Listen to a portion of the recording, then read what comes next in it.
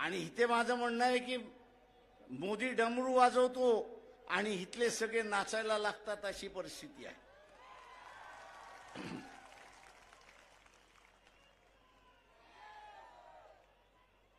एक तरी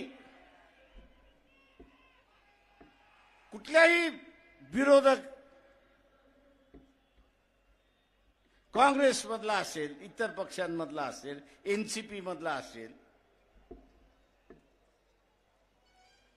जे बेट आपल्या ताब्यात होतं, मालदीवी सारखं बेट आपल्या ताब्यात होतं, की जिथे आपलं सैन्य होतं, या अमरावती जिल्ह्यापेक्षा असणारा कमी आकाराचा ते असणारा मालदीव आहे. अमरावती जिल्ह्याच्या अर्धा असणारा ते मालदीव